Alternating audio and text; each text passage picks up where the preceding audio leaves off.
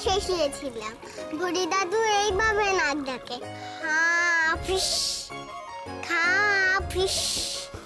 এই মিহি চুপ কর, খালি দুষ্টুমি তাই না? না না, ওকে বলতে দাও, বলতে দাও।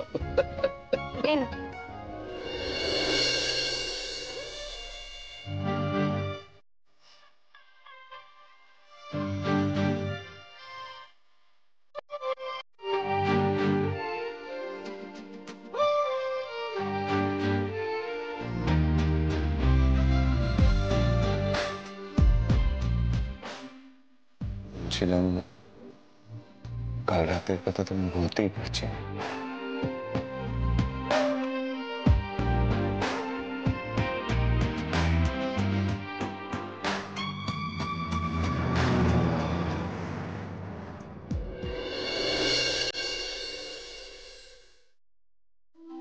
কি আমি এরকম সাংঘাতিক ভাবে নাক ডাকি? হ্যাঁ, আমি যখন বলি যে রাতে তোমার নাক ডাকার চোট আমার ঘুমায় না, তখন তো তুমি বিশ্বাস করো না। এখন বোঝো ঠেলা, এই বাচ্চাই তোমাকে টাইট দেবে। এমনিতেই কমলদিকে MBA টাকা আদায় করতে দেখে মাথা খারাপ হয়ে যাচ্ছে। কি করে বাবার থেকে টাকাটা ঝাড়বো বুঝতে পারছি না। তার মধ্যে কার না কার বাচ্চাকে একেবারে কোলের কাছে নিয়ে ঘুমোচ্ছে বুড়ো।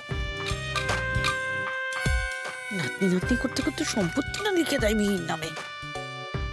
শোন, তুই কাল থেকে দাদু ঠাকুমার মাঝখানে গ্যাট হয়ে শুয়ে পড়বি তো, বুঝলি? একটু চুপ করো তো। তুমি আর তোমার ফালতু আইডিয়া, তোমার মাথাটা খারাপ হয়ে গেছে নাকি? আমি দেখছি দাদু থেকে কি করে টাকা বের করা যায়। দেখ বাবা দেখ। আচ্ছা মধুবনী, অনেকেই যখন এখানে আছে তখন বলি আজ থেকে তুমি অফিসে যাবে। হ্যাঁ, এই পরিবারে যেমন তোমাকে প্রয়োজন, তেমনি প্লেল্যান্ডেও তোমাকে প্রয়োজন।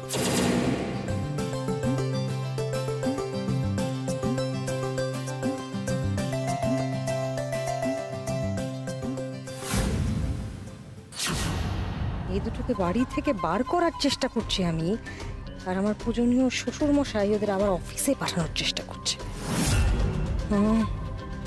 কিছু একটা করতে হবে।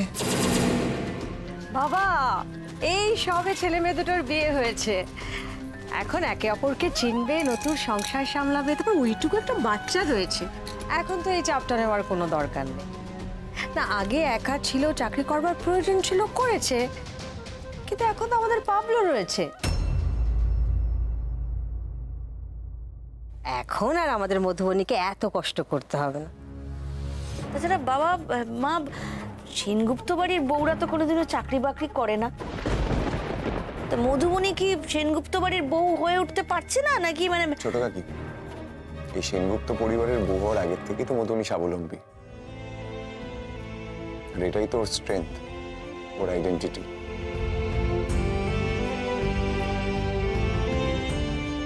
বাড়ির কোনো বউ চাকরি করবে না তার মানে তো নয় যে মধুবনী চাকরি করবে না, তাই না?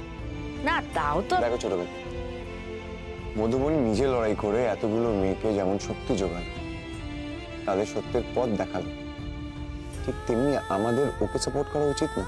মানে ওর পাশে থাকা উচিত না?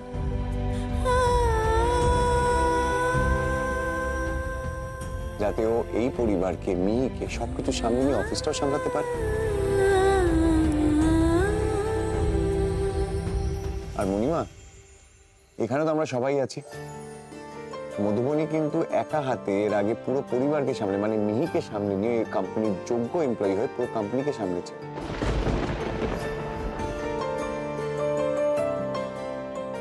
তাই আমার বিশ্বাস মধুবনী ঠিক পারবে। অবশ্যই পারবে। ইয়েস মাম্মা, অফিস যাবে, অফিস যাবে, অফিস যাবে। আমার মাম্মা তো অলরাউন্ডার, ঠিক পারবে।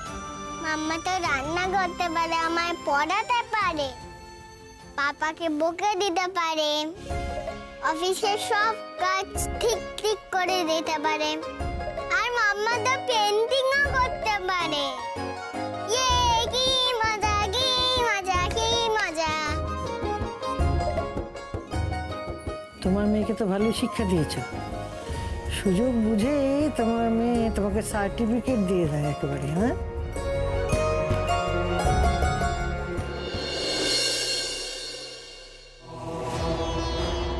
বাচ্চাটাকে আর কি বলবো, আমার নাতি, আমার বর, কেউই আমার অনুমতি নেওয়ার কথা তো ভাবছে না।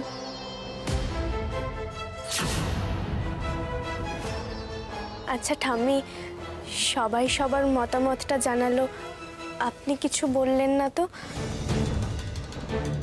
আমি অফিসে যেতে পারি?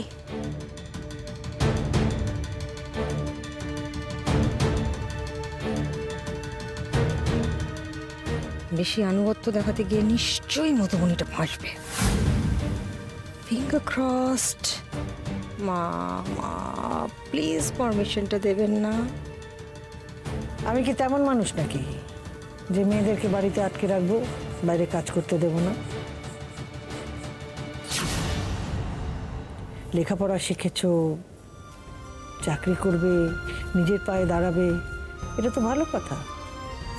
তবে প্লেল্যান্ড কোম্পানিতে তোমার দাদা শ্বশুরে, তা তুমি সেখানে চাকরি করবে কেন? তুমি তো মালিক হয়ে যাবে।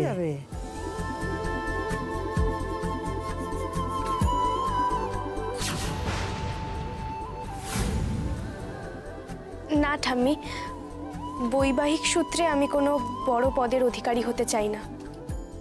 নিজের যোগ্যতায় আমি পদোন্নতি করতে চাই। সাবাস মধুমণি, আমি তো এক নতুন মানুষকে দেখলাম আবার। আর হ্যাঁ, তবে আজ আর একজনেরও ধন্যবাদ প্রাপ্য। গিন্নি, তোমাকে তো নতুন নতুন করে আবিষ্কার করছি প্রতিদিন, আর প্রেম সাগরে একেবারে হাবুডুবু খাচ্ছি। নাতি নাতনিদের সামনে যত ঢং। হ্যাঁ থাক, অফিসে যাবে, কাজ করবে, সব ঠিক আছে, কিন্তু স্বেচ্ছাচারিতা আমি একদম বরদাস্ত করব না। বাড়ির বউ সন্ধ্যের মধ্যে বাড়ি ফিরে আসবে, সংসারের কাজে যেন কোনো রকম গাফিলতি না হয়, এটা কিন্তু তোমাকে দেখতে হবে। সংসার সামলে তুমি সব কাজ করো, আমার কোনো আপত্তি নেই। তুমি যদি পারো তাহলে চাকরি করো। হ্যাঁ ঠাম্মি। মাথা নেড়ে বড় মুখ করে তো হ্যাঁ বলছো, সময় আসুক তখন দেখবো। বলছি আমি, আমরা এবার বেরোই, নাহলে অফিসে লেট হয়ে যাবে। বেরো। ভালো করে থাকবে, দুষ্টুমি করবে না। Bye baby. মিহি, তুমি কিন্তু ভালো হয়ে থাকবে, কাউকে জ্বালাতন করবে না। হ্যাঁ, টাটা মাম্মা। টাটা মাম্মা। চল বাই বাই। আসছে। বাবা, কাজে আছিস। সাবধানে।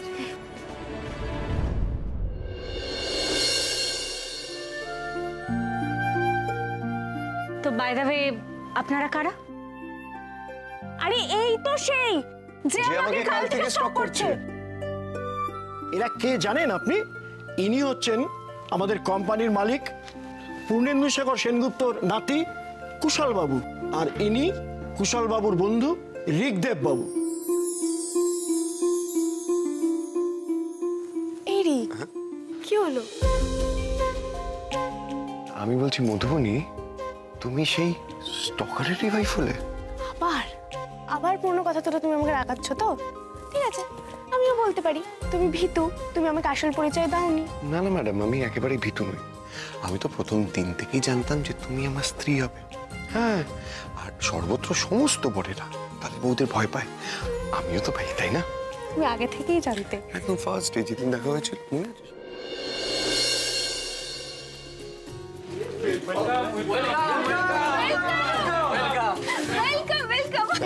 Thank you. বিয়ের পর তো এই প্রথম একসাথে অফিসে এলে, দারুণ লাগছে কপত কপতিকে একসাথে।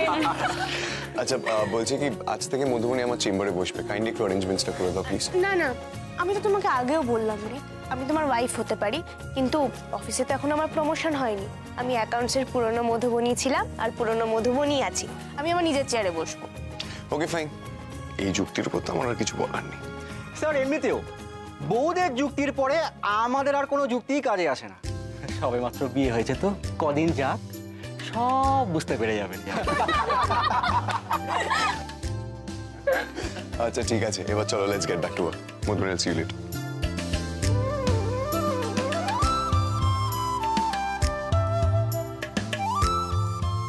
রমেশ দা,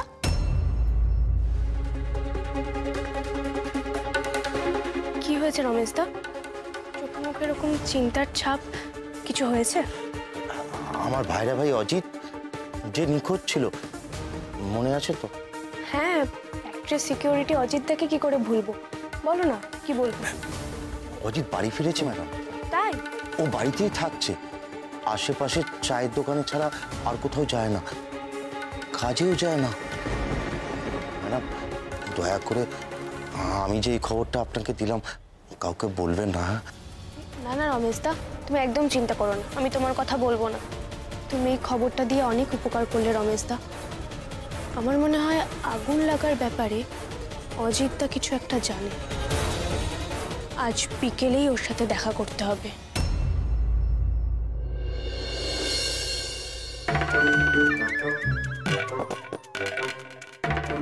মা খুব মাথা কাটে কিন্তু প্ল্যানটা বের করেছি, ঠিক করে এক্সিকিউট করবে।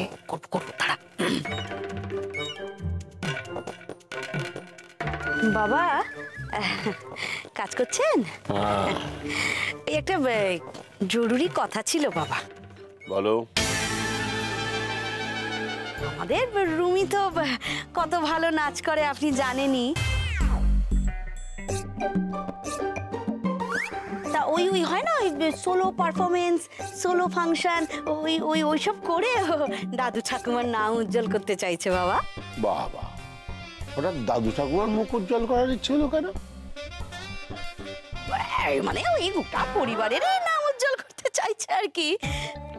আমরা তো পারফরমেন্স দেখেছি সেদিনকে অনুষ্ঠানে, নাচটা তো খুব এখনো সড়গড় হয়নি। তো এই মুখ উজ্জ্বল করতে গিয়ে আবার লোডশেডিং হয়ে যাবে না তো? দাদু, আমি রোজ গুরুজিকে বাড়িতে রেখে প্র্যাকটিস করে নেব। ফোন করে দিয়েছি অলরেডি। প্লিজ করি না? করুক না বাবা। ঠিক আছে ঠিক আছে। বাবা, বাড়ির সবার হলো কি? একজন MBA পড়বে, একজন নেচে মুখ উজ্জ্বল করবে। বাবা ওই হল বুকিং, তারপর ধরুন পাবলিসিটি, এসবে তো একটু খরচাপাতি করতে হবে। তো বেশি নয়, সামান্য মাত্র ওই 15 লক্ষ দিলেই হবে। 15 লক্ষ? হ্যাঁ মাত্র? ঠিক আছে, সে দেওয়া যাবে না হয়। একটা কাজ করা যাক, আমাদের মিহি, ও তো বেশ ভালো গান গায়, স্তোত্র পাঠ করে, দেখলাম তো সেদিনকে। এই রুমির অনুষ্ঠানের আগে মিহির একটা পারফরমেন্স থাকে। মধুমণি অফিস থেকে ফিরুক, ও তো বেশ করিতকর ভাবে ওর হাতে টাকাটা তুলে দেবো। ও তোমাদের এই হল booking, light, sound, publicity etcetera ব্যাপারগুলো দেখে নেবে। মা আমি কিন্তু বলছি মধুমণি ঢুকে যাচ্ছে কিন্তু প্ল্যানের মধ্যে, তুই বলো না। হল বুকিং তো হয়ে গেছে বাবা। হ্যাঁ, ওই হল বুকিং, পাবলিসিটি, সব জায়গায় একটু মানে ওই টোকেন ফোকেন কি বলে না, ওই নৈবেদ্যের মতো একটু একটু করে দিয়ে দিয়েছি। আমার সব হয়েই গেছে। মধুমণি কেন রাখবে না বাবা? আমি তো খুব করিত করবো, এটা কত করেছি। আপনি আমাকে টাকাটা দিন, আমি সামনে নেবো। ঠিক আছে, কিন্তু এতগুলো টাকা পয়সা তুমি সামলাতে পারবে তো? এত বড় ডিঙি মেয়েকে সামলাতে পারছে, 15 লক্ষ টাকা সামলাতে পারবো না?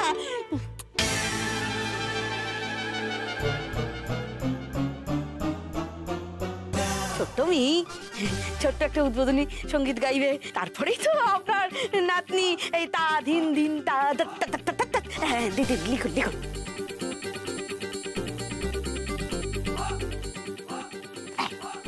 আমি ছেড়ে নিচ্ছি।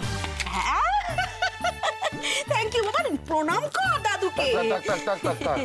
দেখি দেখি দেখি বাবা, আমি চা পাঠিয়ে দিচ্ছি, আপনি কাজ করুন, জরুরি কাজ। এনে ঢুকিয়ে রাখুন। হ্যাঁ,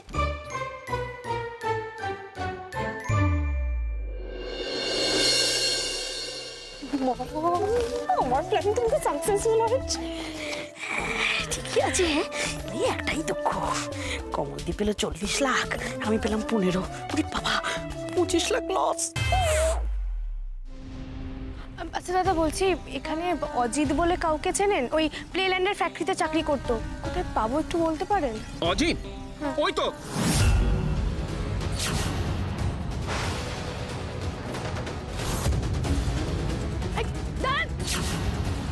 বাড়িয়ে বিষয়টাকে কিন্তু আর জটিল করবেন না। আমাকে নিশ্চয়ই চিনতে পারছেন, ফ্যাক্টরিতে যেতাম, মধুবনী ঘোষ, লেল্যান্ডে চাকরি করি। ওই অগ্নিকাণ্ড বিষয়ে আমি আপনার কাছ থেকে কিছু জানতে চাই। আমি কিছু জানি না, কিছু জানি না। আমি আমায় যেতে দিন, যেতে দিন। আমি খুব ভালো করে জানি আপনি অনেক কিছু জানেন। নিজের ভালো চান তো সত্যিটা বলুন। সত্যি? আমি কোনো সত্যি জানি না। জানেন না? তাহলে অগ্নিকাণ্ডের পর আপনি নিখোঁজ হয়ে গেছিলেন কেন? এখন থেকে সারা জীবনের জন্য তুই আন্ডারগ্রাউন্ড। আর কে ওই মহিলা যার সাথে আপনি দেখা করতে গেছিলেন? আর ওই কানের দুলটাই বা কার? দেখুন, পুলিশ কিন্তু খুব ভালো করে জানে আগুন লাগানো হয়েছে, শর্ট সার্কিট হয়নি। আপনি সত্যিটা বলুন, না হলে কিন্তু আপনাকেই অনেক বড় বিপদে পড়তে হবে। মাকে ফাঁসানোর চেষ্টা করো না, প্রাণে মেরে দেব। প্লিজ চুপ করে থাকবেন না, সত্যিটা বলুন। আপনি যদি সত্যিটা না বলেন আপনি কিন্তু খুব খারাপভাবে ফেঁসে যাবেন। বলুন, বলুন। আরে কোথায় পালাবি? কোথায় পালাচ্ছিস? আমি কিচ্ছু জানি না, আমায় যেতে দিন স্যার। আমাকে ছেড়ে দিন স্যার, আমাকে ছেড়ে দিন। আমাকে যখন বললেন না, এবার পুলিশের ডান্ডার সামনে তো সত্যি বলবেন আপনি। সবটা স্বীকার করতেই হবে আপনাকে। থ্যাংক ইউ মিসেস সেনগুপ্ত, বাকিটা আমরা বুঝে নিচ্ছি। বাই দ্য ওয়ে, আপনি ঠিক আছেন তো? আমি ঠিক আছি। আপনি শুধু আসল কালপ্রিটকে খুঁজে বের করুন অফিসার। আমাদের দাদুর এত কষ্ট করে গড়ে তোলা কোম্পানির আমি কোনো ক্ষতি হতে দেব না। চল চল চল।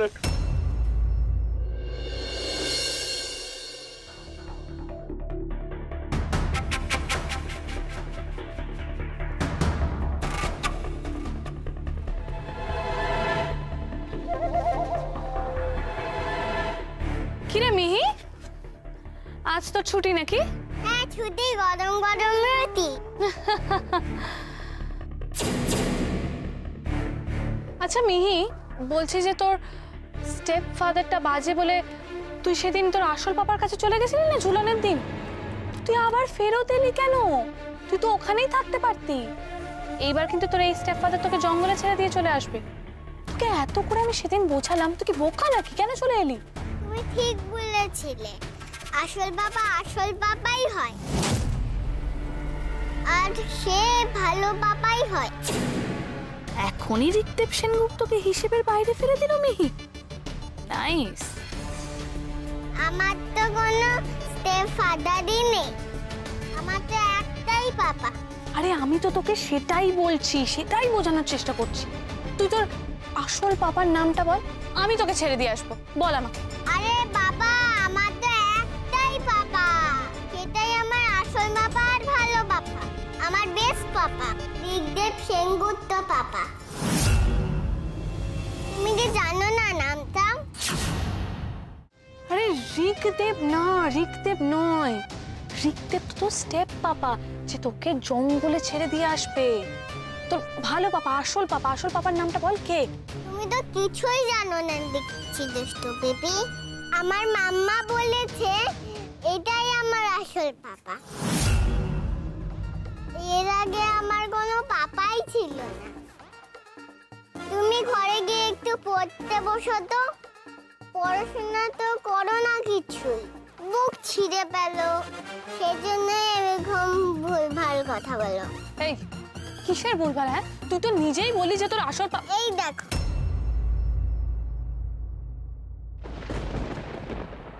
আমার মাম্মা মধুমণি ঘোষ, আমার পাপা ঋকদেব সেনগুপ্ত। দুজনে মিলে আমায় দুটো হাত ধরে ঝোলাচ্ছে। আমি ওদের ছেড়ে একা একা কোথাও যাব না, কোনো দিন যাব না। তুমি বললেও যাব না, তুমি দিয়ে এলেও যাব না। মাথায় ঢুকলো এবার?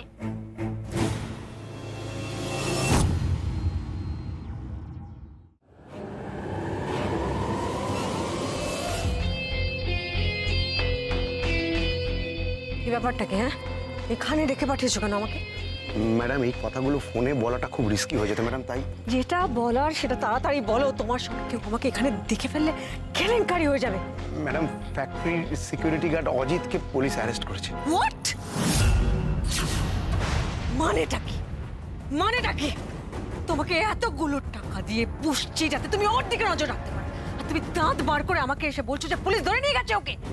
স্কাউন্ড্রেল! তুমি কি করছিলে? কি করছিলে তুমি? ম্যাডাম, ওই মধুবনী এই পুরো ব্যাপারটার মধ্যে ইনভলভ ম্যাডাম। আমি তো সামনে এসেও কিছুই করতে পারলাম না। মধুবনী, মধুবনী, মধুবনী, মধুবনী, এভরিওয়্যার মধুবনী। তাহলে আর কি বলছি ম্যাডাম? কিন্তু অজিত যদি পুলিশের লাঠিকে আমার নামটা বলে দেয়, কি হবে? যদি বলে দেয় যে আমি ফ্যাক্টরিতে আগুন লাগাবার ইনস্ট্রাকশন দিয়েছিলাম, মাই গড, কি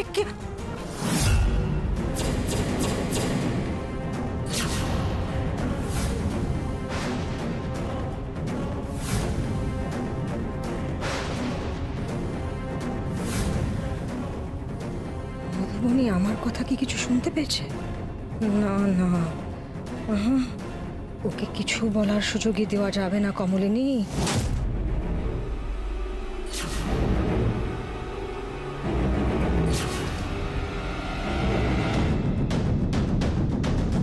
তুমি কে? তোমাকে আমি এসবের জন্য কৈফিয়ত দেবো? তুমি কে? হ্যাঁ, এগোবেন না স্যার, এগোবেন না, এগোবেন না। হাতটাকে কন্ট্রোলে রাখুন, নইলে আমার মাথা আর হাত কন্ট্রোলে থাকবে না। সেই ভণ্ড ম্যানেজার অমলিনী ম্যাডামের সঙ্গে